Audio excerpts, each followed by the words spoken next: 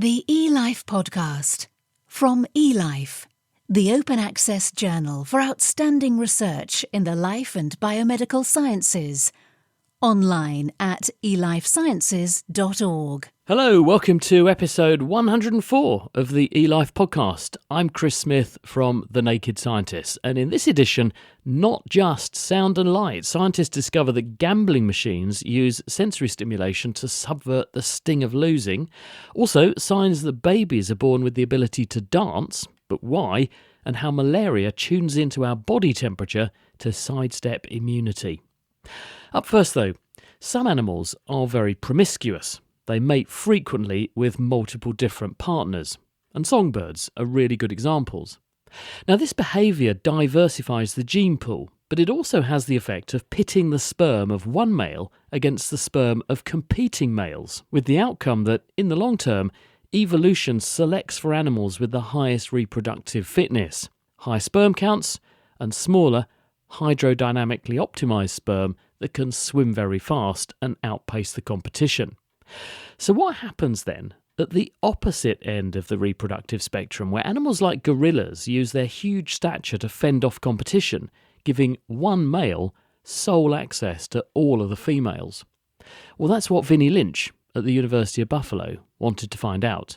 There are lots of different kinds of mating systems among animals. One of them is that you can have one male mate with many females, and he is the only male that mates with that female. And a good example of this is gorillas. We know that gorillas have poor quality male reproductive systems, and we wanted to understand what the genetic basis of that was.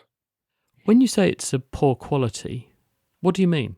I mean, their sperm are very slow, and many of them are deformed. So if gorillas were humans, we would consider them infertile.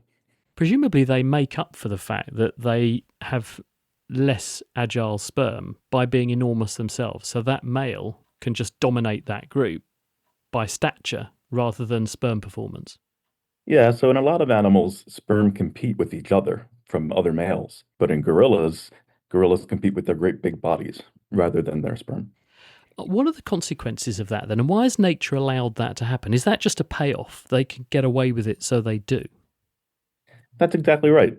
They don't need sperm competition because they're using their great big bodies as the competition. And the winner of the competition, therefore, gets to mate with all the females. There must be a downside, though, because if you allow that erosive process to continue, eventually you're going to end up with a huge stature, a wonderful great big body, but you're still going to be infertile. And that's not a win either. No, it sort of stops them from going backwards. They almost can't become smaller anymore because their sperm quality is so bad that if their great big bodies were to shrink down to the size of a human, they'd become infertile. Do we see the flip side of this? So if we take animals that are the opposite of a gorilla, so they are smaller, they have lots of mating competition, do you see the reverse happening? Very agile, very fast sperm and small bodies? Yeah, that's exactly what you see.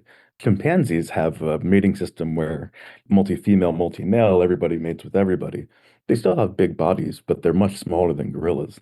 And in this case, their sperm are very agile. They're very fast. They produce a lot of sperm, and their sperm is much less abnormal than gorilla sperm. What are the implications then of the fact that you've spotted this trend? You say that gorillas can't go backwards, they have to maintain a huge great body. So what would be the evolutionary implications of this? What we wanted to know was when you evolve this kind of mating system, what happens to the genes that are responsible for having fast, agile sperm? And what we found is that the evolutionary consequence is that these genes are losing their functions. They're becoming non-functional anymore. So they're just ditching payload, genetic payload that they don't need? Yeah, more or less. If you don't use it, you lose it. And what are the consequences of that? Because obviously nature is very creative in redeploying genes for different functions and using them in different contexts, and what might be useful in one context, less useful in another, and vice versa. Does that have consequences if they just lose those genes? So I think what would happen is that if you had a gene that had multiple functions, you'd keep that gene. But lots of genes only function in male reproduction. So you don't need those ones anymore, as long as their main function is making high quality sperm. So you found this. You had the suspicion that this would be the case. This confirms it. You've found that these genes are being lost over time. What does this change about our view then? I mean, we suspected it, but now we have some concrete evidence behind it. But what's changed? Well, now we know.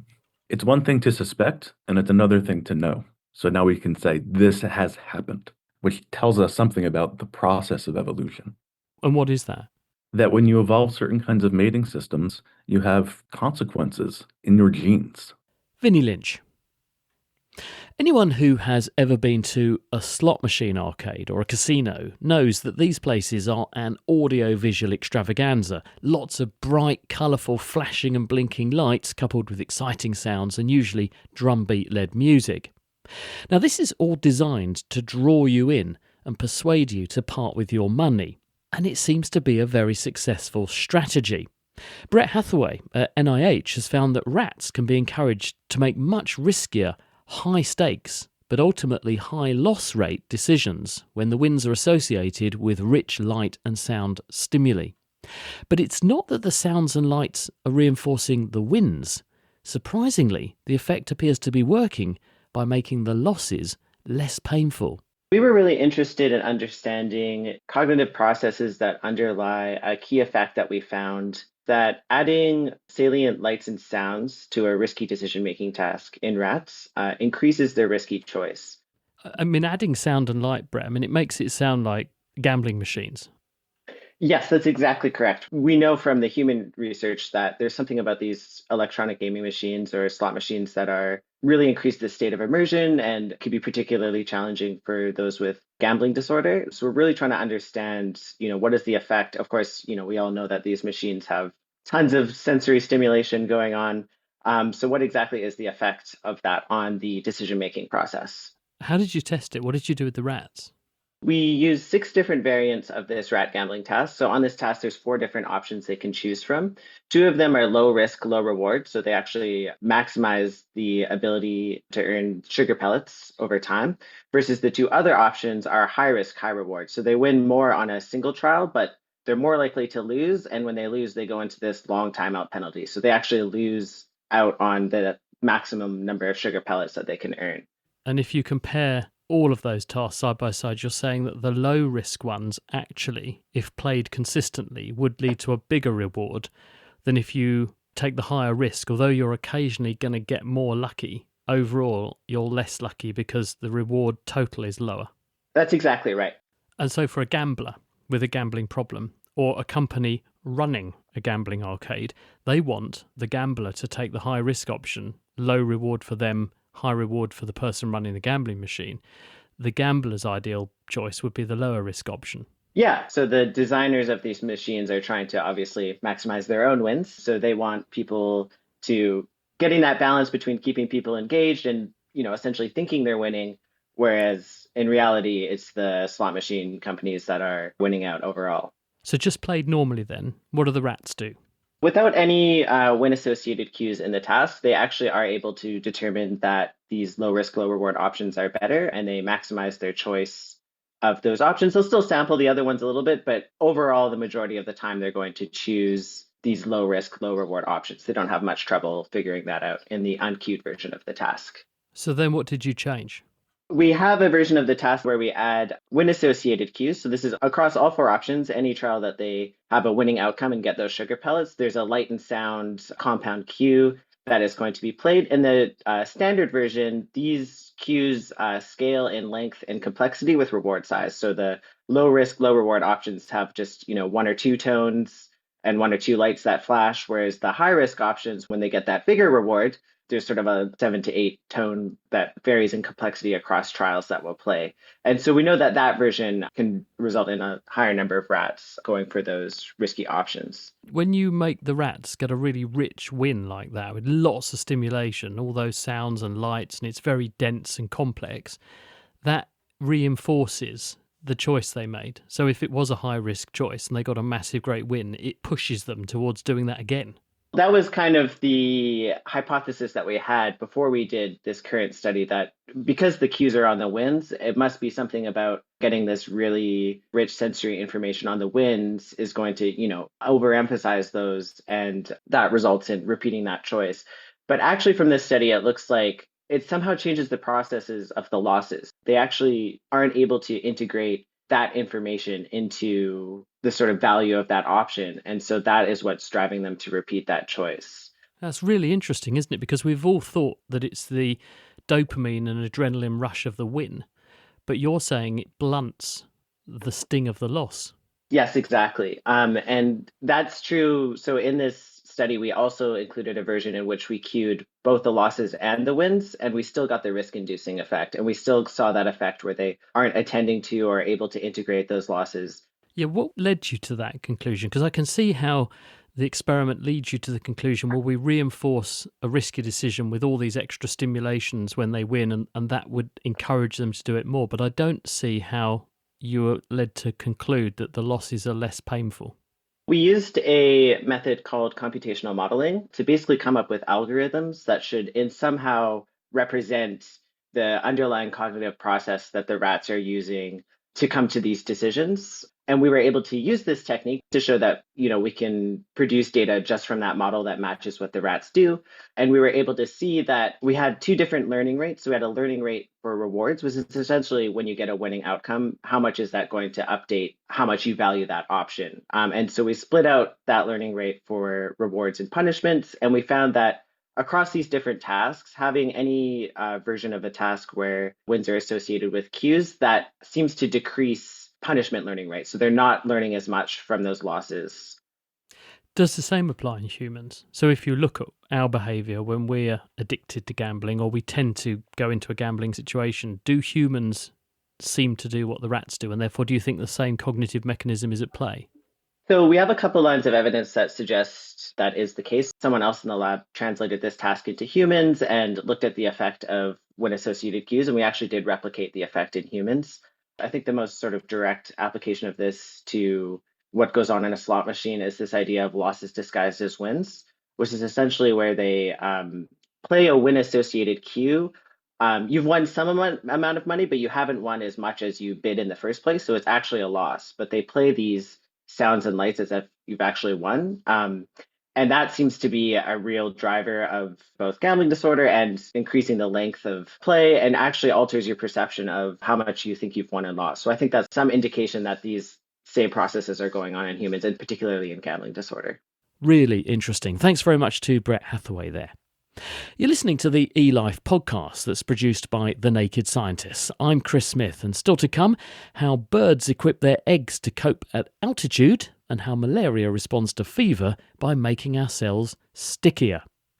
But first, music is something that humans worldwide identify with, and apparently from a very young age. But how young? And is it actually music that excites the brain, or is it just the sound itself? The literature was very patchy on this, meaning that one scientist spotted an opportunity to tidy things up and find out whether babies are born able to dance, or that is something that comes later to some of us. My name is Chin Nguyen, and I'm a research associate at Heidelberg University. When we set out to do this study, we were quite inspired by lots of videos and our own experience of babies dancing. But the question that nobody has answered thus far is, when does this start? So how does it emerge? When we look at the literature, we can see two types of studies. One type of study is looking at how babies perceive music. What parts of the music can the baby already process in their brain? And then the other studies, which are very few, look at how babies move to music. So they were playing Mozart to the babies, they were playing Backstreet Boys to the babies and trying to see, okay, can they dance already? And they didn't find anything. So we wanted to take these two types of studies together and then look into, okay, how does the baby perceive the music in the brain, and then translate that into movement and potentially dance. They say you should never try to work with children or animals, but you've made life very difficult for yourself. Presumably that's exactly what you've had to do then, to actually present stimuli, sound, musical stimuli, to babies and measure those things? Yes, we put them in a chair and we put a cap on them to measure their brain activity. And a cap and a baby is never a good combination. But once we played the music, that's when they calmed down and were actually happy, at least for 5 minutes, to listen to the music. So you play them music, you also record brain activity. How do you capture that other element that you mentioned, which is the movement? We actually took videos of the babies, and then we took a machine learning algorithm to extract the movement patterns of the baby. And how do you know when you play music that that's music to the baby and it's not just the fact that there's a stimulus, sound, that is making them respond? So this is what we exactly manipulated. So we first played them normal music, meaning children's songs, Spanish and Hungarian play songs, so that the infants would be equally unfamiliar with those songs. And then what we did with those songs is that we shuffled them. So they were a bit jittered, meaning that the tempo or the timing of the song was a bit all over the place. And then what we did as well is shuffled the melody. So it had the same tones, but just in a different order, meaning that we actually played random sounds at them, trying to see if those two conditions then differed in terms of how the babies responded in their brain and in their movements. What about pitch, though? Because one of the other things that babies allegedly do is respond differently to higher and lower frequency sounds. Perhaps that's something to do with maternal voices being higher pitched or whatever. But a lot of the nursery rhymes and things that you play to babies, they often tend to be dominated by high frequencies. So did you explore that, or did you just look at music in general? So we explored the pitch aspect as well. And as you just said, Motherese is characterized by high pitch. So we're kind of thinking, okay, if it's infant-directed music or children's music, it will probably be the high pitch as well. But what's really interesting is that what we know from adult research is that it's actually the low pitch that is driving dance or movement in general. There was this really interesting study by a Canadian group where they had a DJ in the lab and he manipulated the low frequencies of the music and found out that then the people would dance more if he played more of that lower pitch music. So we're trying to kind of contrast these two in our study as well by playing the same songs, but either an octave higher, so in a higher pitch, or an octave lower, meaning in a lower pitch. And what did this all show? So if you could sort of take us through age by age and stimulus by stimulus, what you saw and how the babies responded.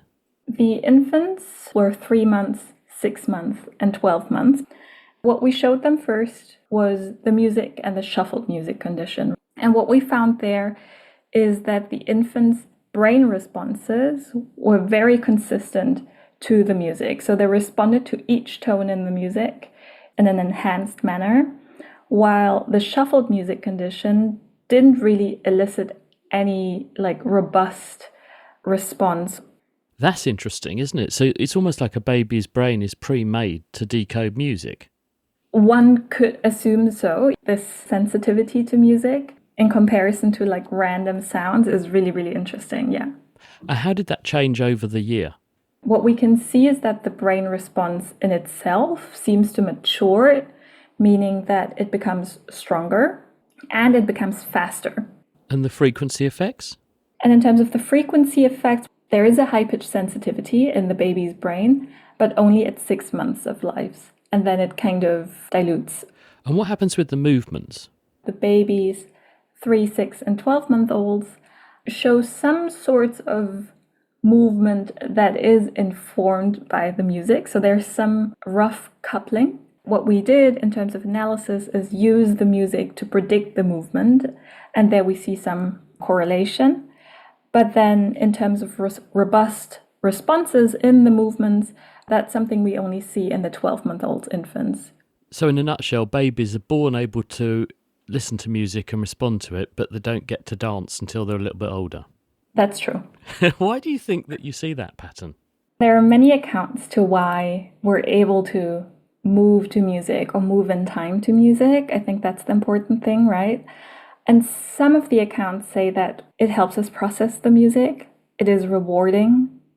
Like being able to extract these patterns in music, in pieces, in songs. That's just something that's really enjoyable to us.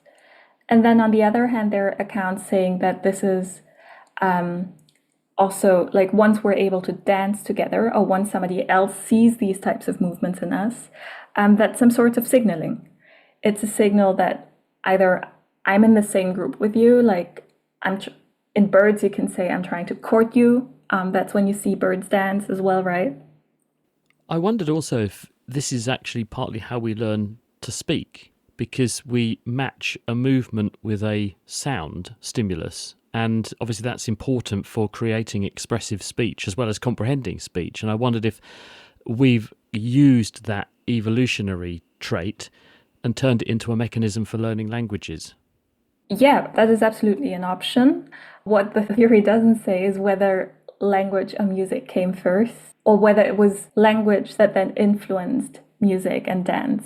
So we don't really know the directionality there, but there is definitely a lot of parallels between language evolution and music evolution in terms of speech and song, and then gestures and dance, as you just said. Really interesting how dance and language may appear to be intertwined. Trun Nian there.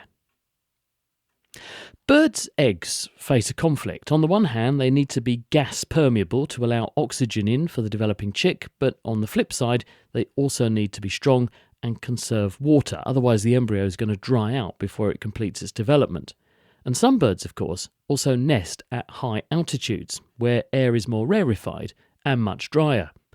So what do they do to make sure their eggs are up to the job? Well, David Ocampo is at Princeton University and has been to the Andes to find out. In different habitats, environmental conditions change. For instance, how much oxygen is available in the atmosphere, humidity, temperature, radiation, all these factors affect the performance of any organisms.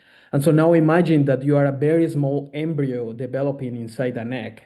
And so our main hypothesis was that all these challenging conditions will affect especially embryos during their development, because they need to breathe and also keep the balance of humidity inside and outside the egg. And so your hypothesis is that eggs may change to accommodate those different conditions in which the embryo needs to develop in order to make sure the embryo gets enough oxygen, stays at the right temperature, etc. Exactly. And furthermore, we think that this is particularly important at high elevation. Air is drier, humidity is very important for embryo development. And so we expect to see these signals of adaptations high in the mountains. So what did you do to test this out? Well, we first went to different places along the mountains with a very nice elevation gradient. In the Andes, we study eggs in Peru and Colombia. And then what we initially do was nest searching. So we start to look for nests from all the different birds in the community. We choose some of the eggs for physiology experiments that allow us to measure how much oxygen goes through different eggshells. And what did you find?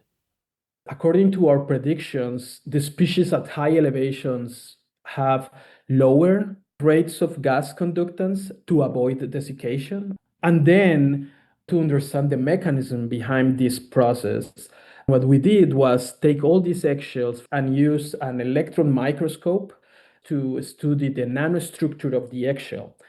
And we found some interesting results. Different groups of birds are doing different things. For instance, in one group of birds, they have less pores, but in some other groups, the eggshells are more thick. And so there are like several ways in which they can adapt and change their eggshell according to their nesting conditions. Isn't there a paradox here in the sense that they want oxygen, which means you need an egg with lots of pores, but they don't want to lose moisture, which means you want an egg with very few pores? So how do they compromise? That is a great question, because that's a very classical trade-off. So what we think is like oxygen is not a big constraint in the embryo development. And the humidity is the main driver of these changes, because they need to really adjust their conditions to the humidity. That's the most important factor for them. Does this also act as a constraint on what will breed at what altitude? Yeah, selective pressure is a very important concept in this study because what we are anticipating is like there are only some species that will be able to colonize these habitats at high elevation. So far, with the study that we include in our analysis, we found that the great diversity of size and groups of birds are in the lowlands, and some groups are going up in the mountain.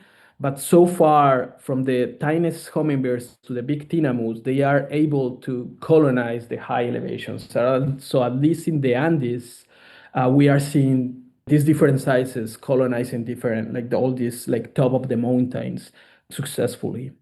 Excellent insights into how birds' eggs handle drier air at altitude. David Ocampo there. Malaria is a parasitic infection spread by mosquito bites. The Plasmodium parasite grows initially inside our liver cells and later spreads into our red blood cells, which is how it then gets back into mosquitoes. But because infected red cells are vulnerable to being grabbed and eliminated by the spleen, which would jeopardise the growth of the parasite, malaria has evolved some proteins which it plants on the cell surface to make the red cells stick to the linings of blood vessels, making them harder to remove from circulation. And intriguingly, Moritz Treek has now found that when a person runs a fever, which is of course a cardinal sign of malaria, the parasite responds by upping the production of these proteins. This keeps the parasite beyond the reach of the immune system, but it does mean that the person is at higher risk of the lethal condition cerebral malaria, where blood vessels in the brain become compromised. So the parasite is treading a very fine line between buying immunity for itself and potentially killing its host. We've been working with these proteins that the parasite exports into the red blood cell it lives in to see how that makes the red blood cells stickier. And this makes these infected red cells stick really tightly to the walls of the blood vessels. And that allows the parasite to hide away from circulation, where normally an infected red blood cell would be filtered out by the spleen. So it's a very elegant and simple way of the parasite to hide from clearance. But one thing that we didn't know, where there was some conflicting data, is in fever conditions, which is normally a reaction of the body to curb the growth of pathogens that infect you, like bacteria or other parasite. This is really occurring a lot in malaria or in severe malaria cases. And some of the data that was out there suggested that maybe in fever conditions, which is thought to curb the parasite growth, that this could actually make the parasite stickier. And the sticking of the parasite-infected cells to the blood vessels can clog them. And if this happens in the brain, where it happens quite frequently, that can deprive the brain from getting oxygen it needs to function, and then it causes stroke and cerebral malaria, which is a major cause of death of the disease. It's interesting, isn't it, that one reaction that the body has evolved to fight off infection might therefore actually be potentiating some of the bad outcomes from malaria. It's helping the parasite and may ultimately not be helpful at all to the body if we end up with cerebral malaria. Yeah, so we've been really interesting to see how the parasite may be able to walk this fine line of cytoadhering just enough to not be cleared by the host, but then not cytoadhering too much to not kill the host, because that is also a dead end for the parasite.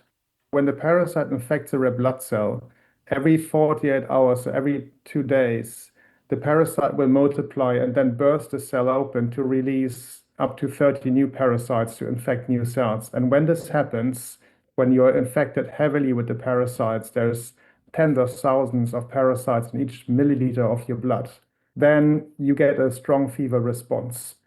What this fever response does, it increases the blood flow. So the parasite needs to cytoadhere stronger to the blood vessels to not be washed away to the spleen. That's one of the reasons we think why this is important for the parasite to make it stickier.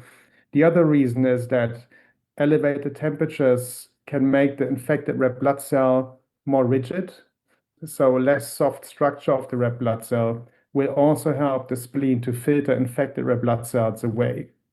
And to prevent this rigid cell from being cleared, it needs to cytoadhere at an earlier stage.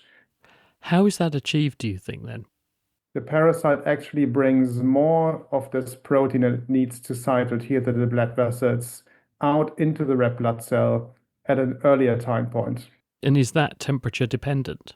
This is temperature dependent. So the parasite lives within the red blood cells separated by two membranes. So it's in two bags. And to bring its own proteins into the red blood cell and then onto the surface, it needs to cross two of these membranes or two bags.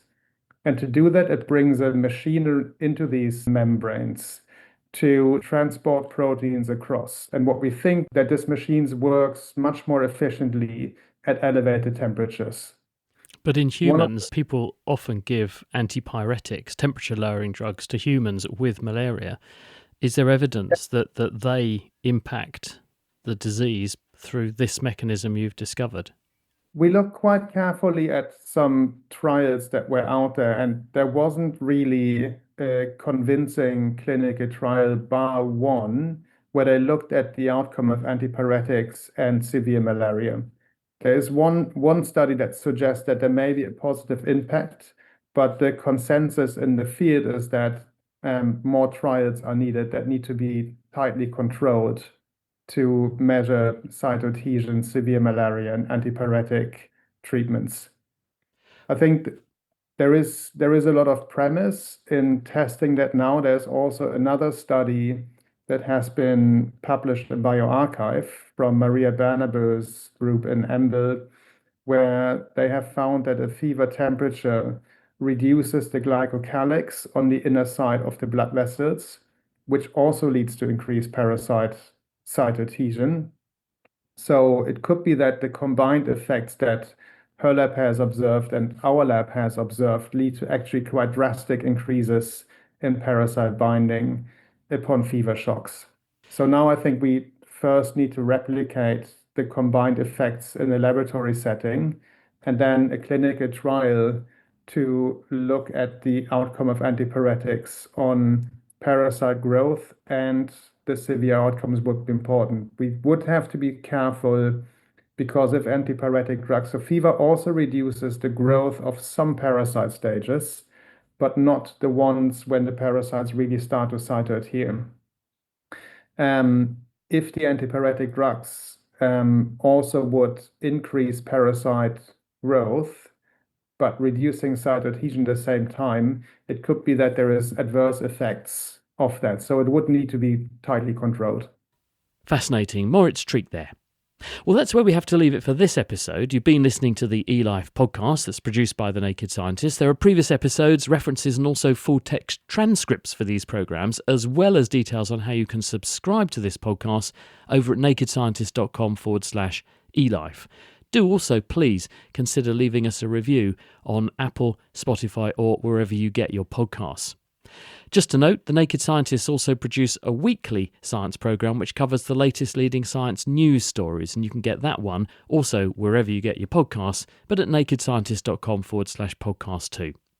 From me, Chris Smith, thank you for listening, and I'll see you in episode 105 when the science of synesthesia is going to be on our radar. The eLife podcast from eLife, the open access journal for outstanding research in the life and biomedical sciences. Online at elifesciences.org.